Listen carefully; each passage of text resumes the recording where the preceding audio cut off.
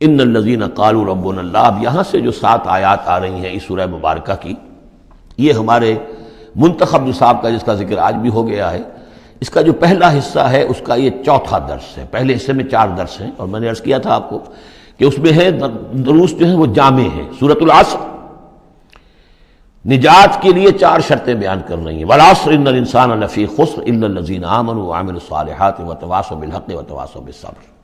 یہ سب سے چھوٹی صورتوں میں سے 3 ہی صورتیں ہیں، 3 آیتوں کی، ان میں سے ایک یہ ہے۔ پھر یہی مضمون آیت البر، آیت نمبر 177 سورہ بقرہ۔ پھر یہی مضمون سورہ لقمان کا دوسرا رکوع، حضرت لقمان کی شخصیت کے حوالے سے، اور یہ ہے اس کا کلائمیکس، یہ چوٹی ہے۔ یعنی یہ کہ ایمان کی چوٹی کیا ہے، اور تواصی بالحق کی چوٹی کیا ہے، اور تواصی بالصبر کی چوٹی کیا ہے۔ چوٹی ہر ایک شے کی کیا ہے، وہ ہے کہ جو یہاں آ رہی ہے، کلائمیکس۔ اور اسی کے عین درمیان میں یہ جو سمجھیے کہ یہ ہیرا ہے، یہ ایک بہت بڑا ہیرا ہے کہ جو اس ہار کے اندر لٹکا ہوا ہے، یہ 7 آیات کا، اور بالکل درمیان میں وہ آیت آئے گی کہ جو اس صورت کا عمود ہے۔ ان الذین قالوا ربنا اللہ ثم استقاموا، بے شک وہ لوگ جنہوں نے کہا ہمارا رب اللہ ہے، پھر اس پر جم گئے۔ یہ استقامت میں قیامت ہے، قیامت مضمر ہے۔ اللہ کو کہہ دینا کہ میں نے اللہ کو مانا آسان ہے، اس پر جم جانا آسان نہیں ہے۔ جم جانے کا مطلب یہ کہ دل بھی ٹھک جائے، توکل بھی اسی پر ہو، اس کی رضا پر انسان راضی رہے، کوئی شکوہ شکایت اس کے کسی فیصلے کے خلاف اپنے دل میں نہ پیدا ہو، اور پھر یہ کہ اللہ تعالیٰ جو حکم دے رہا ہے اس کو بجا لائے انسان تن من دھن کے ساتھ۔ ان صلاتی و نسکی و محیایا و مماتی للہ رب۔ ٹھکنے کا مطلب تو یہ، اسی کے لیے حضور سے بھی ایک مرتبہ کسی ایک صحابی نے یہ سوال کیا تھا، حضور میں زیادہ لمبی چوڑی باتیں نہ سمجھ سکتا ہوں، نہ یاد رکھ سکتا ہوں، مجھے تو اسلام کی حقیقت اور دین کی حقیقت ایک جملے میں بتا دیجئے کہ اسے میں گرہ سب باندھ لوں۔ آپ نے فرمایا قل آمنت باللہ ثم استقم، کہو کہ میں اللہ پر ایمان لایا اور پھر جم جاؤ۔ اب جم جانے میں استقامت میں قیامت ہے۔ جن کا اطمینان ہو کہ میرا رب اللہ ہے، اب ان کا دیکھیے مقام کیا ہے، یہ ہے ایمان کی چوٹی، الا الذین آمنوا وعملوا الصالحات۔ ایمان اور عمل صالح کی چوٹی یہ ہے کہ آپ کا دل ٹھک جائے کہ میرا پروردگار، میرا حاجت روا، میرا پالنے والا، میرا مشکل کشا، مجھے مصیبتوں سے نجات دلانے والا، مجھے شفا دینے والا اللہ ہے۔ اس پر دل مطمئن ہو جائے۔ ان الذین قالوا ربنا اللہ ثم استقاموا تتنزل علیہم الملائکہ، ان پر فرشتوں کا نزول ہوتا ہے۔ اللہ تخافوا، کہ ڈرو نہیں، ولا تحزنوا، اور غمگین نہ ہو، وابشروا بالجنۃ التی کنتم توعدون، خوشیاں مناؤ اس جنت سے جس کا تم سے وعدہ کیا جاتا رہا۔ اب یہ جو نزول ہے ملائکہ کا، یہ موت کے قریب تو سب کے نزدیک متفق علیہ ہے، لیکن دوران حیات دنیاوی بھی فرشتے آتے ہیں، بدر میں آئے ہیں۔ ان ثبت الذین آمنوا، اللہ نے فرشتوں کو بھیجا کہ اہل ایمان کو جماؤ، تو یہ اثناء حیات میں بھی۔ نحن اولیاؤکم فی الحیات الدنیا والآخرہ، ہم تمہارے ساتھی ہیں دنیا کی زندگی میں بھی اور آخرت میں بھی۔ اس سے خود ثابت ہو رہا ہے کہ دنیا کی زندگی میں یہ ان کو پیغام دیا جا رہا ہے جاں فضا۔ وَلَكُمْ فِيهَا، اور آخرت میں تو تمہارے لیے ہے وہ سب کچھ ما تشتہی انفسکم، جو کچھ چاہیں گے تمہارے جی نفس۔ جتنا کچھ ہم نے تمہارے نفس کے اندر تقاضے رکھے ہیں، ہم سے بڑھ کر کون جانتا ہے، ہم نہیں رکھے ہیں نا۔ اس میں کیا ہے، کیا کچھ خواہشات ہیں، کیا کچھ اس کے اندر کھانے کے لیے کیا کیا چیزوں کی اس کے اندر ایک طلب ہے، اور جو بھی اس کے اندر طلب ہے ہم نے بنائی ہے، ہم جانتے ہیں، اور ان کی کامل تسکین کا سامان ہم فراہم کر دیں گے۔ وَلَكُمْ فِيهَا مَا تَشْتَهِي أَنفُسُكُمْ، جو چاہیں گے تمہارے جی۔ وَلَكُمْ فِيهَا مَا تَدَّعُونَ، مزید بڑا جو تم مانگو گے۔ اب یہ مانگنے کا معاملہ جو ہے یہ ہر شخص کا علیحدہ ہوگا، اپنے ہر شخص کی ذہنی سطح ہوتی ہے۔ بچہ کیا مانگے گا، ایک دیہاتی کیا مانگ لے گا، ایک حکیم اور ایک فلسفی کیا مانگے گا، ہر ایک کی بات جو ہے، لیکن جو مانگو گے، جو کچھ تمہارے جی کے اندر تقاضے ہیں وہ تو ان کے تو پورا سامان ہم نے وہاں پہلے فراہم کر دیا۔ لَكُمْ فِيهَا مَا تَشْتَهِي أَنفُسُكُمْ وَلَكُمْ فِيهَا مَا تَدَّعُونَ، اپنی ذہنی سطح کے مطابق، لیول آف کانشسنس کے مطابق جو مانگو گے وہ بھی حاضر کر دیا جائے گا، اور یہ سب مل کر بھی نزلا من غفور الرحیم، یہ ابتدائی مہمان نوازی ہوگی اس غفور اور رحیم کی طرف سے۔ اصل ضیافت تو وہ ہے ما لا عین رأت ولا اذن سمعت وما خطر علی قلب بشر، جو ہم پڑھ چکے سورہ سجدہ میں بھی، فلا تعلم نفس ما اخفی لهم من قرۃ اعین، کوئی جان نہیں جانتی اس کے لیے ہم نے کیا کیا آنکھوں کی ٹھنڈک کا سامان رکھا ہوا ہے۔ اب آ گئی وہ جو اس کا عمود ہے، وَمَنْ أَحْسَنُ قَوْلًا، جو شخص اس مقام پر پہنچ گیا اب اس کی زندگی کے اندر ایک ہی دھن رہ جائے گی، مال حاصل کرنا، معاذ اللہ، دنیاوی اقتدار اور حکومت کیا کرنا ہے، اس کا آنی جانی شے ہے، آج ہے کل نہیں، اور اس سے اللہ کیا مسئولیت بڑھتی ہے، ذمہ داری بڑھ جائے گی، حساب سخت ہو جائے گا۔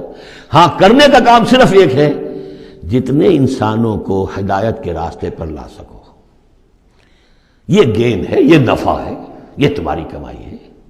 دعوت الی اللہ، ومن احسن قولا ممن دعا الی اللہ وعمل صالحا وقال اننی من المسلمین، اس شخص سے بہتر بات اور کس کی ہوگی جو بلائے اللہ کی طرف اور نیک عمل کرے۔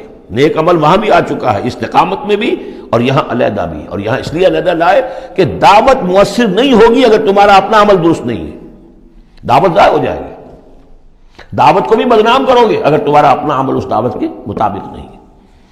ومن احسن قولا ممن دعا الى الله وعمل صالحا وقال اننی من المسلمین ولا تستوی الحسنۃ ولا السیئۃ، اور دیکھو اچھائی اور برائی برابر تو نہیں ہوتے نا، کون کہے گا کہ برابر ہوتے ہیں؟ تو ایسی شے جو مسلم سب کے نزدیک، اس سے بات شروع کی، دلیل کیا دے دیا، کیا چیز قائم کی ہے؟ ادفع باللتی ہی احسن، تم مدافعت کرو بہترین طریقے پر، وہ تمہیں گالیاں دے تم دعائیں دو۔ آخر کٹھور دل انسان کا بھی دل کبھی پسیج جاتا ہے کہ میں اس کے ساتھ کیا کرتا رہا ہوں اور یہ میرے ساتھ کیا کر رہا ہے۔ وہ تم پر پتھراؤ کرے تم پھول پیش کرو۔ اس کو نوٹ کر لیجئے اچھی طرح، اگلی صورت میں اس تصویر کا دوسرا رخ بھی آئے گا، یہ ایک رخ ہے جو یہاں آ رہا ہے، اقامت دین کی جدوجہد میں ایک دوسرا رخ بھی آئے گا، لیکن یہاں دعوت کے مرحلے پر تو واقعتاً بدھ مت کے بھکشو بن جاؤ، نہایت غیر یعنی بے ضرر انسان، کسی کو تکلیف نہ پہنچے، جیسے حضرت مسیح نے فرمایا ہے علیہ الصلوۃ والسلام کہ تم سانپ کے مانند ہوشیار اور چوکنے لیکن فاختہ کے مانند بے ضرر بنو۔ فاختہ کسی ضرر تو نہیں پہنچا سکتی نا، تم ایسے بے ضرر رہو کہ جیسے فاختہ، لیکن ایسے بھی نہ ہو کہ کوئی تمہیں ضرر دے جائے، سانپ جیسے چوکنا رہتا ہے، تو ایسے بھی نہ بدھو نہ ہو تم سمجھدار تو ہو کہ تمہیں دوسرے جو ہے وہ ضرر نہ پہنچا سکیں، سانپ کے مانند ہوشیار لیکن فاختہ کے مانند بے ضرر بنو۔ تو واقعتاً دعوت کے مقام پر تو یہ کرنا پڑتا ہے، دعائیں دیجئے انہیں، ان کے لیے دعائیں رات کو کھڑے ہو کر کیجئے، ابو جہل کے لیے اور حضرت عمر کے لیے دعا کی حضور نے کہ نہیں کی۔ یہ تو ایک دعا ہے جو ہمیں زیادہ معلوم ہو گئی، معلوم آپ نے کس کس کے لیے دعائیں کی ہوں گی اور کس کس کے لیے اللہ تعالیٰ نے آپ کی دعائیں قبول کی ہوں گی۔ تو یہ ہے دعوت کا مقام۔ تو توحید انفرادی سطح پر دو اس کے رخ آ چکے، سورہ زمر عبادت اللہ کی، اس کے لیے اپنی اطاعت کو خالص کرتے ہوئے، اسی کا داخلی پہلو دعا اللہ سے، اسی کے لیے اپنی اطاعت کو خالص کرتے ہوئے۔ اب یہاں سے فرد سے یہ نکلے گی، وہ دوسرے افراد تک جائے گی، متعدی ہوگی یہ دعوت، تاکہ اب ایک جماعت وجود میں آئے، گروہ وجود میں آئے، جو سورہ آل عمران میں ہم نے پڑھا تھا وَلْتَكُن مِّنكُمْ أُمَّةٌ يَدْعُونَ إِلَى الْخَيْرِ وَيَأْمُرُونَ بِالْمَعْرُوفِ وَيَنْهَوْنَ عَنِ الْمُنكَرِ۔ جماعت ہوگی تو یہ کام کرے گی۔ وَمَنْ أَحْسَنُ قَوْلًا مِّمَّنْ دَعَا إِلَى اللَّهِ وَعَمِلَ صَالِحًا وَقَالَ إِنَّنِي مِنَ الْمُسْلِمِينَ، اور کہو اور کہیے کہ میں بھی مسلمانوں میں سے ہوں، میں اپنے آپ کو کوئی یہ بہت میرا زوم نہیں ہے، میرا کوئی دعویٰ نہیں ہے، میں بھی عام مسلمان ہوں۔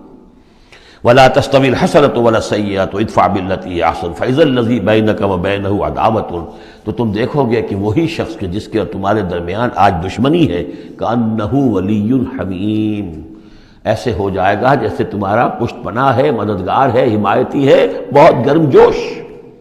انسان آخر انسان ہوتا ہے، کوئی شخص آپ کی برائی کے اوپر کمر باندھے ہوئے اور آپ اس کی بھلائی کے لیے کوشش ہو، ایک وقت آئے گا کہ وہ ہتھیار پھینک دے گا۔